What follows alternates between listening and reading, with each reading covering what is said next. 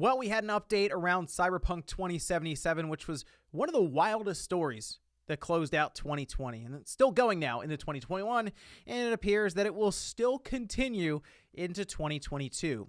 They had originally released a blog post kind of detailing the year ahead of them in 2021, which was mostly them attempting to fix the game, but also they had promises around free downloadable content and next generation versions. Remember, what we still have with Cyberpunk 2077 is technically the Xbox One and PlayStation 4 versions that are being played through backwards compatibility on the PS5 and the Xbox Series systems. In fact, despite it not being natively designed for the PS5 and the Series systems, that's actually the way you want to play them because, well, the Xbox One and the PS4, it is a rough experience. Well, it appears their roadmap has changed, and we kind of saw this one coming as the year progressed, but I took a look at the roadmap, and looking at what 2021 has turned into is absolutely ridiculous. Guys, if you enjoyed these videos, make sure that like button helps out a ton, and if you're new here to the Spawn Wave Plus channel, make sure you subscribe down below. So first, let's head over here. This was on trueachievements.com, mentioning that blog post, and even pointing it out that it was updated very recently with a new roadmap, kind of how we're going to progress now going into 2022. The biggest thing here was they originally wanted to have free downloadable content, which they've released, as they point out here, one, which was mostly just cosmetic items, things that I'm sure they could push out a bit easier than an entire next generation patch, or maybe even large chunks of content that could be like full-on missions or even maybe a new part of the world. Well, that has all been delayed into 2022. They had mentioned that we would see that with the next-gen patches themselves or next-gen native versions that would release on a store shelves, because I still think they're going to try to have like a whole other launch for this game. So the first launch worked out well enough for them in the sense that they were able to sell 13.7 million copies in like the first month or two. It happened very, very quickly, which tells me that since then and where we have been at times with the pricing, which was down to like $10 a couple of times, I'm sure Best Buy is just trying to get rid of some of those copies that maybe even got returned to them, and I don't know, you resell them or you just sell them opened even.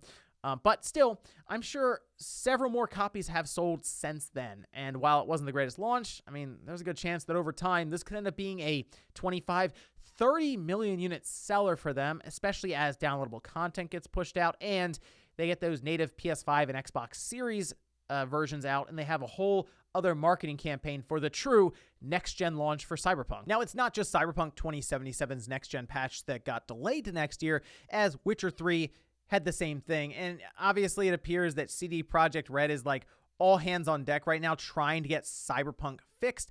And what was odd is I believe Witcher 3's next-gen patch got leaked out when there was the whole thing that went on with CD Projekt Red and the hacking situation. But we can see the new roadmap here. This was updated very, very recently, I believe the other day, detailing how the year has gone and what their plans are now going into next year. Basically, all the content that they were aiming to deliver this year, essentially to make up for what's gone on since launch, has been delayed again. And I had to blow this up because you can barely read it as it is there, but they didn't, I guess, upload a high resolution image of this thing.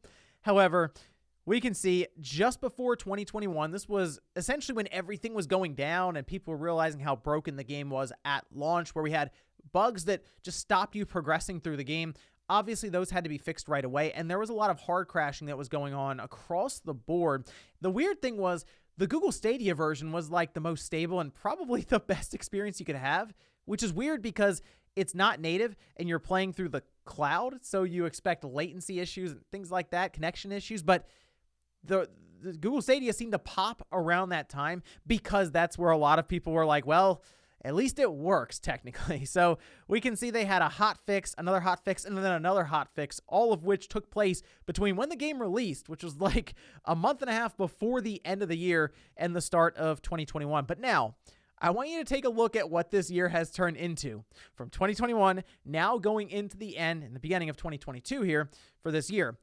Patch 1.1, hotfix, patch 1.2, hotfix, patch 1.23, patch 1.3, patch 1.31. It has truly been a year of literally just trying to fix this game. And you can see that patch 1.3 includes free DLC. Appears to have just been the cosmetics that we had mentioned before. This roadmap is absolutely ridiculous considering the fact that, yeah, the game itself came out way too soon, and it mostly appeared to be a lot of I guess the corporate suits at the top saying this game has to get out there. It's been in development for so long. We're going to push it out the door, as there has been a lot of talk that developers at CD Projekt Red were like, hey, this game is not ready. It is going to break if we put it out there. They did anyway, and they did the whole we'll fix it later live service mentality.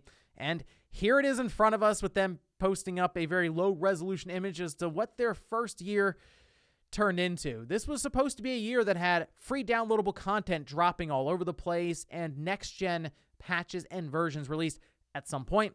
I figured they wanted to get it out for the holiday. It just did not happen. And now we can see Q1 2022. They're going to attempt to do the free next-gen console updates, so it's good to hear it will be free. And then updates with improvements and free downloadable content. And it's really going to come down to the state of the game starting up in 2022 and if it is truly ready to be sold again for this time next-gen platforms, and if it's still not as broken as it has been over the last year. I have seen some people saying, hey, the patches they've been implementing over the last year, yes, it has felt like an early access release, but the game is working much better now than it was when it came out. And yeah, I would hope so. It's been a year of them legit patching and hot fixing the patch they did to make sure it's not broken, because some of these patches apparently just introduced more issues to the game. So I am not exactly confident that Q1 will bring free next-gen console updates as well as free downloadable content, as I'm sure that could then once again be delayed.